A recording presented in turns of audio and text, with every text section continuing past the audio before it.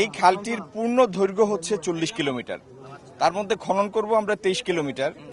সুরমার এই প্রান্ত মাসুকগঞ্জ বাজার থেকে এটি শুরু হবে এবং এটি ওসমানীনগর হয়ে সুনামগঞ্জের জগন্নাথপুরে গিয়ে শেষ হবে এবং প্রত্যেকটা উপজেলাতেই কয়েক কিলোমিটার করে এটা খনন আছে। আপনি উপকারভোগী জানতে চেয়েছিলেন।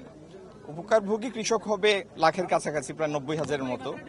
কিন্তু এটার যে পরিমাণ এরিয়া এটা সার্ভ করবে এই শুষ্ক মৌসুমের সেচের সুবিধার কারণে, সেটি হচ্ছে প্রায় 1.5 লাখ বিঘা, 50,000 একর বা 20,000 হেক্টর। 20,000 হেক্টর জমিতে একটা বাড়তি ফসলের সুযোগ তৈরি হবে এই শুকনো মৌসুমের সেচের কারণে।